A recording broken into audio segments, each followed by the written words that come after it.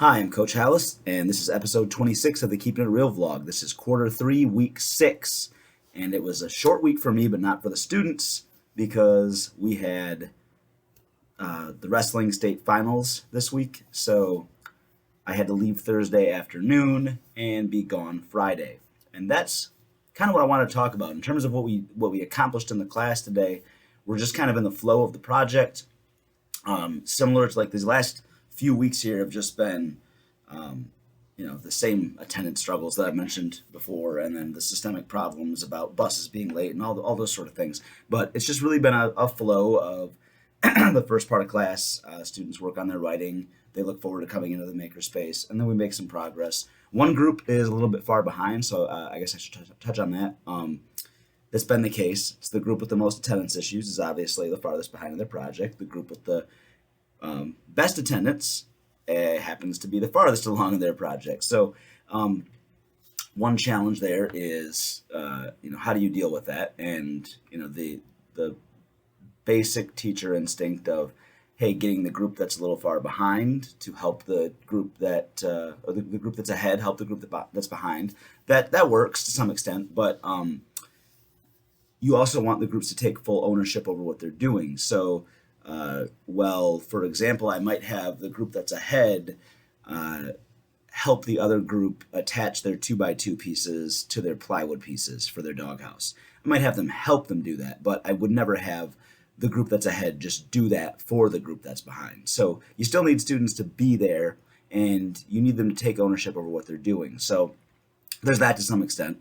And then we can find ways to find meaningful work for the group that's ahead to do, or the groups that are ahead to do, while the other ones catch up. And in this case, I'm really glad that we have this writing element involved because there's always work that you can do to make writing better.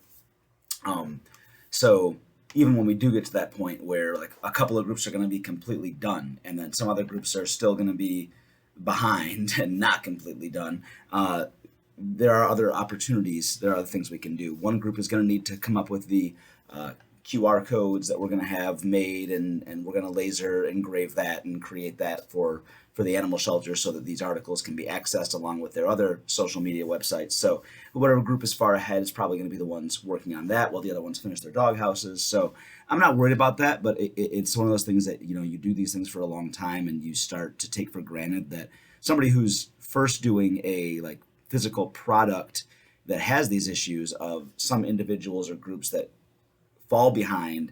How do you manage that? And that's a couple of things, but you shouldn't let it discourage you from doing this kind of work. Speaking of which, the thing that I did want to hit on for sure is I hate missing school. I don't like when school is closed. I don't celebrate it like other teachers do. We're gonna have a snow day. Like I hate that shit. I don't like missing school. I don't like that students don't get to be there for that. It feels bad that like so many students dislike school so much that they're happy that it's gone. But like for adults to not want to be at work when we do this line of work is off putting to me. Um, but I really don't like when school is going on and I can't be there. So it's only happened twice this year, and both times were because I had athletes in athletic competitions in the postseason that required me to not be in school. And that is another barrier for people who want to do less traditional, more effective educating because it's not conducive to a substitute. So if you are doing standard run of the mill traditional work that's like lecture, packets, worksheets, tests, you could leave a reading assignment for a substitute to hopefully have students read, and whether they do or not, just keep the roof on the building. You could do that. You could have a substitute hand out a worksheet to students and then collect it, take attendance, and have that be it. And if that's what you're doing in your classroom every day, the students don't miss a beat. But there's nobody, no matter how you could take a great teacher and put them in as a substitute, and they can't be what you can be for your students every day because of how important relationships are.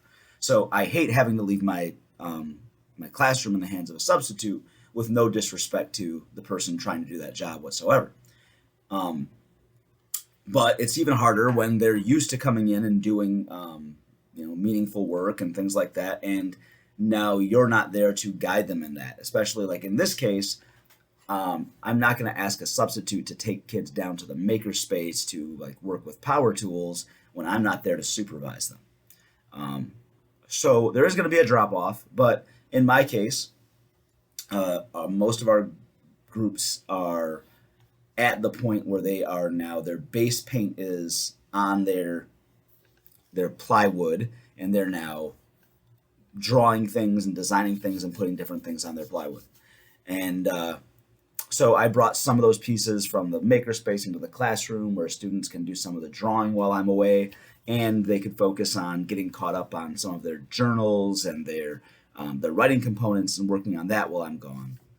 At the end of the day, it's one class period, and hopefully they have an opportunity to get some things done. Um, but you have to be willing to accept that. Like, yeah, there's going to be days that I'm not there. If it's even longer, that gets harder. Fortunately, I haven't had to take multiple days in a row to be out, but it's one of the things that these barriers to entry for project-based learning is, man, what if I have to be gone? It's going to throw things off way worse. Or what if a student is gone for a week and then they fall behind, and these sort of things. They are challenges. They are things that you have to find creative ways to fix. I wish there was some kind of like universal tip that I could give, but it really varies based on the project that you're working on.